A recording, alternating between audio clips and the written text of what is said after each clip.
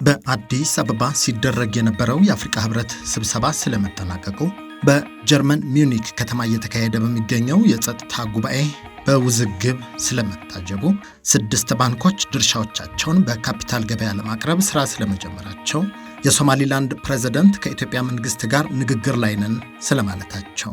ሰላም ጤና ይስጥልን። ከብርሃን ቲቪ እነኚህን ዜናዎች እንነግራችኋለን። ዜናና ዝግጅቶቻችን በፍጥነት እንዲደርሷችሁ ገጻችንን ሰብስክራይብ፣ ላይክ፣ ሼር ማድረግ አትርሱ። ኖቲፊኬሽን በማብራትና ኮሜንት በመስጠትም እንድታበረታቱን በአክብሮት እንጋብዛለን።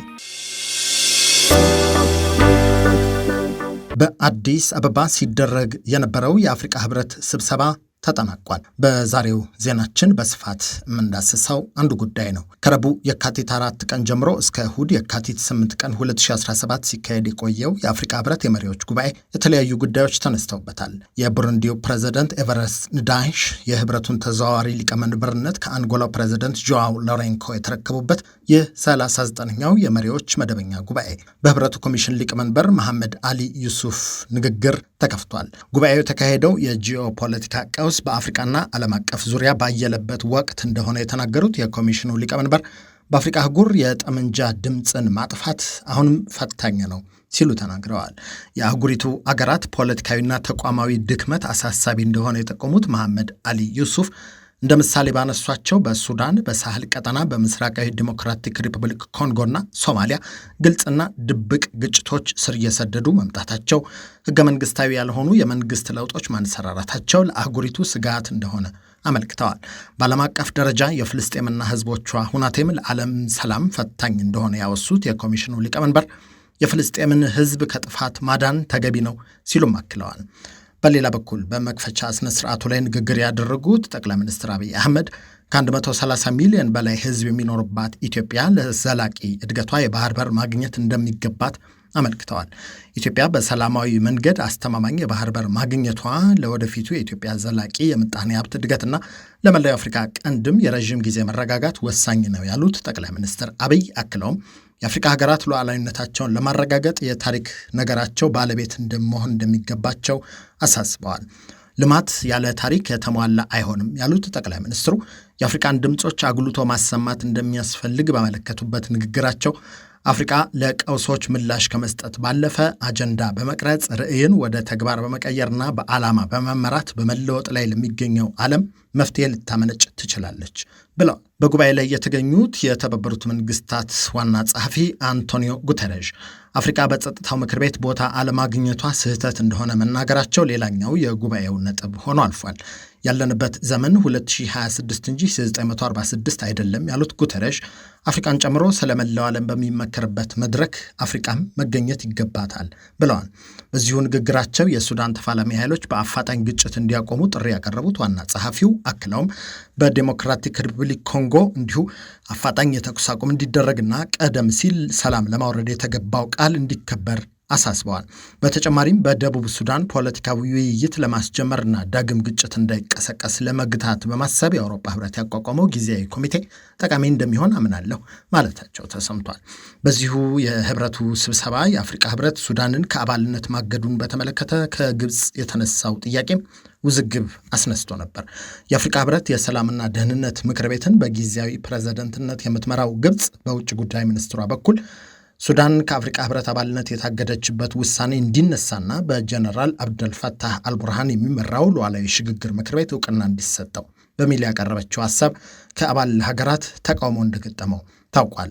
ግብፅ ይህ ሀሳብ በህብረቱ ድጋፍ እንዲሰጠው አስቀድማ የሱዳን ውጭ ጉዳይ ሚኒስትርን ከሌሎች የአፍሪካ ሀገራት አቻዎቻቸው ጋር በማገናኘት ድጋፍ ለማሰባሰብ ሙከራ ብታደርግም ሳይሳካላት እንደቀረ ተመላክቷል። በ2021 ጀነራል አብደልፈታህ አልቡርሃን የሱዳን ሉዓላዊ ሽግግር ምክር ቤት ጠቅላይ ሚኒስትር የነበሩትን አብደላ ሐምዶክን ከኃላፊነት አባረው የአስቸኳይ ጊዜ አዋጅ ካወጁ በኋላ አገሪቱን ከአባልነት ያገደው ህብረቱ የሱዳን የአባልነት እገዳ ከመነሳቱ በፊት መሟላት ያለባቸው ግልጽ ሁናቴዎች አሉ ማለቱ ተሰምቷል። 6 ባንኮች ድርሻዎቻቸውን በካፒታል ገበያ ለማቅረብ ስራ መጀመራቸው ተነግሯል። ይህን ያመለከተው የኢትዮጵያ ሰነደ ሙዓለ ንዋዮች ገበያ ይፋ ባደረገው መረጃ 6ቱ የግል ባንኮች ድርሻዎቻቸውን በማስመዝገብ በሁለተኛ ገበያ ለመሸጥ በመርህ ደረጃ ከተቋሙ ይሁንታ ማግኘታቸውን አመልክቷል። እነዚህ 6 ባንኮች አዋሽ፣ ዳሸን፣ አቢሲኒያ፣ አባይ፣ አንበሳና አማራ ባንኮች ሲሆኑ ዳሸንና አቢሲኒያ ባንክ የአክሲዮን ድርሻዎቻቸውን በተቆጣጣሪው የኢትዮጵያ ካፒታል ገበያ ባንክ ስልጣን አስመዝግበው ማጠናቀቃቸውን መረጃው አመልክቷል። ቀሪዎቹ 4 ባንኮችም እንዲሁ አክሲዮኖቻቸውን በተቆጣጣሪው ባለስልጣን ተቋም ማስመዝገብ ይጠበቅባቸዋል ያለው የኢትዮጵያ ሰነደ ሙዓለ ንዋዮች ገበያ ከዚህ በተጨማሪ ባንኮቹ ደንበኛ ሳቢ መግለጫ ወይም ፕሮስፔክተስ ይፋ ማድረግ እንደሚጠበቅባቸው አመልክቷል። የ6ቱ ባንኮችና የሌሎችም ተቋማት ምዝገባ እስከ በጀት ዓመቱ መጨረሻ ድረስ ይጠናቀቃል ተብሎ እንደሚጠበቅ ከኢትዮጵያ ሰነደ ሙዓለ ንዋዮች ገበያ የተገኘው መረጃ ያመለክታል። የሶማሊላንድ ፕሬዝዳንት ከኢትዮጵያ መንግስት ጋር ንግግር ላይ ነን ብለዋል። ከሲኤንኤን አረብኛ ክፍል ጋር በነበራቸው ቆይታ የሀገራቸውን የኢንቨስትመንት ሁኔታ በተመለከተ ባደረጉት ንግግር መንግስታቸው ከኢትዮጵያ ጋር የትራንዚት ንግድና የትራንስፖርት ስምምነት ለማድረግ ንግግር ላይ መሆኑን የሶማሊላንድ ፕሬዝዳንት አብድራህማን አብዱላሂ ተናግረዋል። አገራቸው ሰላማዊና ዴሞክራሲያዊ ምርጫ የምታደርግ ነጻ ሀገር መሆኗን የጠቀሙት ፕሬዝዳንቱ ከእስራኤል ያገኙት እውቅና ከሶማሊላንድ ሰፊ የኢንቨስትመንት እድል እንደሚያስገኝላትም አምናለሁ ብለዋል። የሶማሊላንድ ቀዳሚው የውጭ ኢንቨስትመንት በ2016 በዲፒ ወርልድ የወጣው $500 ቢሊዮን መሆኑን ያወሱት ፕሬዝዳንት አብዱላሂ የተባበሩት አረብ ኤሚሬቶች በርበራን ከኢትዮጵያ የሚያገናኘውን ኮሪደር በመስራት ወደቡ ከሶማሊላንድ አልፎ ለቀጠናው ጥቅም እንዲሰጥ ማድረጓንም አስታውሰዋል። አያይዘውም ከኢትዮጵያ ጋር የትራንዚት ንግድና የትራንስፖርት ስምምነት ለማድረግ ንግግር ላይ ነን ያሉት ፕሬዝዳንቱ ይህም በቅርቡ ይጠናቀቃል ብለን እንጠብቃለን ማለታቸው ተሰምቷል። 850 ኪሎ ሜትር የሚረዝም የቀይ ባህር ዳርቻ ያላት ሶማሊላንድ በቀይ ባህር ንግድና ደህንነት ወሳኝ ሚና አላት ያሉት ፕሬዝዳንቱ ስማቸውን ሳይጠቅሱ አንዳንድ ብለው የጠሯቸው አገራት ለሶማሊላንድ የሀገርነት እውቅና ባይሰጡም በንግድ ዘርፍ አብረው እየሰሩ መሆኑን አንስተዋል። ከማዕድን ሀብት ጋር በተያያዘ አገሪቱ በቢሊዮን በርሜሎች የሚቆጠር የነዳጅ ክምችት እንዳላትና በ2027 ይህንኑ ነዳጇን ማውጣት እንደምትጀምር የጠቀሱት ፕሬዝዳንቱ በሀገሪቱ ፋብሪካ ለመትከል ለሚያስቡ አልሚዎች ሀርጌሳ ነፃ መሬት መስጠትን ጨምሮ ለረዥም ጊዜ ከታክስ ነፃ እንደምታደርጋቸው ገልጸዋል። ከሲያድ ባሬ ስርዓት መገርሰስ በኋላ ከዋናዋ ሶማሌ ተነጥላ የራስ ገዛ አስተዳደር የመሰረተችው ሶማሊላንድ ነፃና ሉዓላዊ አገር ነኝ ብትልም ሶማሊያ በበኩሏ ያፈነገጠች የሉዓላዊ ግዛቴ አካል ነች በሚል ከሶማሊላንድ ጋር ግንኙነት የሚፈጥሩ መንግስታትንም እንደምታወግዝ ደጋግማ ገልጻለች። ወደ ሌላኛው በሰፊው የምንመለከተው ጉዳይ እንለፍ። አሜሪካ ስትነቀፍ ቻይና መልስ የሰጠችበት ጉባኤ በጀርመን ተካሂዷል።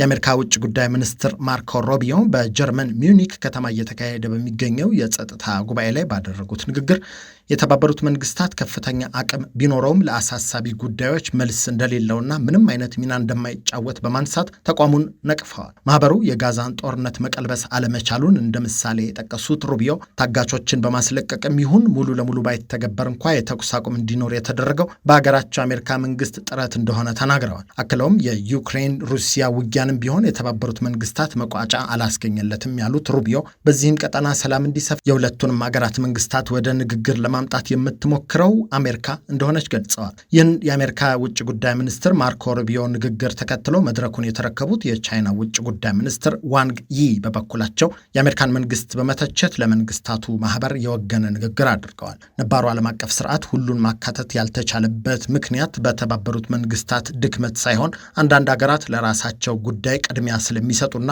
ልዩነቶችን በማጉላት የጋራ ግጭትን በመምረጥና የቀዝቃዛው ጦርነትን አስተሳሰብ ባለመላቀቃቸው ነው ያሉት የቻይና ውጭ ጉዳይ ሚኒስትር የአንድ ሀገርን የበላይነት ምንም አይነት ድጋፍ ሊሰጠው አይገባም ብለዋል። አክለውም ከሁለተኛው የዓለም ጦርነት ወዲህ ዓለም የምትመራበት ስርዓት የራሱ ድክመቶች ቢኖሩትም በወቅታዊነት በፖርቱጋላዊው አንቶኒዮ ጉተሬዥ ዋና ጸሐፊነት የሚመራው ድርጅት መሻሻል እንዳሳ እንዳሳየ ግልጽ ነው ብለዋል። የትኛውም አካል የተባበሩት መንግስታትን የማፍረስ መብት የለውም ያሉት የውጭ ጉዳይ ሚኒስትር ዋንግ ይ ይህ ተቋም ባይኖር ኖሮ ዓለም ጠንካራዎች በደካማዎች ላይ የሚበረቱባት፣ መካከለኛና ትንንሽ ሀገራት ህልውናቸውን የሚያጡበት የጫካ ህግ ይሰፍን ነበር ብለዋል። አክለውም አሁን ከምንም በፊት ቅድሚያ ሊሰጠው የሚገባው የተባበሩት መንግስታትን ማጠንከር ነው ያሉት የቻይናው ውጭ ጉዳይ ሚኒስትር ድርጅቱን ማጠንከር የዓለም ሁሉ የጋራ ኃላፊነት ሊሆን ይገባል ሲሉም ተናግረዋል። በሙኒኩ ጉባኤ ከፍተኛ ትኩረት ከተሰጣቸው ጉዳዮች መካከል ብዙ ትኩረት የሳበው የሩሲያ ዩክሬን ጉዳይ እንደነበር ያወሳው የዶይቼ ቬለ ዘገባ በጉባኤው ላይ የዩክሬን ፕሬዝዳንት ቮሎዲሚር ዜሌንስኪ ያደረጉት ንግግር አገራት ለሩሲያ ያመዘነ አቋም መያዛቸውን በመጥቀስ ወቀሳ እንዳቀረቡበት አስነብበዋል። ከዚህ በፊት ደጋግመው የተናገሩትን ቃል አሁንም በመድገም የዩክሬን ወታደሮች አውሮፓን ከሩሲያ ወረራ እየተከላከሉ እንደሚገኙ የገለጹት ፕሬዝዳንት ዜሌንስኪ በአሜሪካ በኩል የሚደረገውን የሰላም ማስፈን ጥረት እንደሚያደንቁ አመልክተው ነገር ግን ለዩክሬን ሰራዊት የሚደረገው ሁሉን አቀፍ እገዛ ሊቋረጥ እንደማይገባ አሳስበዋል። ይህ በእንዲህ እንዳለ በሙስና ወንጀል የተጠረጠሩት የዩክሬን ባለስልጣን ከሀገር ሊወጡ ሲሉ መያዛቸው ተሰምቷል። $100 ሚሊዮን የዝርፊያ ወንጀል ውስጥ ከተሳተፉ ባለስልጣናት ውስጥ አንዱ ናቸው የተባሉት የዩክሬን የቀድሞ ኢነርጂ ሚኒስትር ሀገሪቱን ለቀው ለመውጣት ሲሞክሩ በቁጥጥር ስር ስለመዋላቸው ነው የተነገረው። ባለፈው ህዳር ወር በተፈጸመ $100 ሚሊዮን የሙስና ቅሌት ስማቸው ከተጠቀሱ የዩክሬን ባለስልጣናት አንዱ የሆኑትና በዚሁ ሳቢያ ከስልጣናቸው የተነሱት ጀርመን ጋሉሼንኮ በባቡር ተሳፍረው ከአገር ሊወጡ ሲሉ መያዛቸውን ያመለከቱት ዘጋቢዎች ቅሌቱ በፕሬዝዳንት ቮሎዲሚር ዜሌንስኪ አስተዳደር ውስጥ ስጋት ማስፈኑን አመልክተዋል። የፕሬዝዳንት ዜሌንስኪ አስተዳደር ወደ ስልጣን ሲመጣ ሙስናን ከሀገሪቱ ጠራርጎ ለማጥፋት ቃል ቢገባም ተደጋጋሚ የባለስልጣናት ጉበኝነት እያጋጠመው እንደሆነ ይነገራል።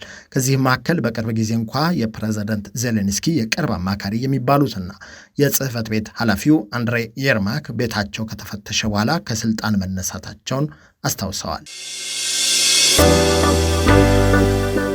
ከብርሃን ቲቪ እነኚህን ዜናዎች ነገርናችሁ። ዜናና ዝግጅቶቻችን በፍጥነት እንዲደርሳችሁ ገጻችንን ሰብስክራይብ፣ ላይክ፣ ሼር ማድረግ አትርሱብን። ኖቲፊኬሽን በማብራትና ኮመንት በመስጠትም እንድታበረቱን በአክብሮት እንጋብዛለን። ጤና ይስጥልን።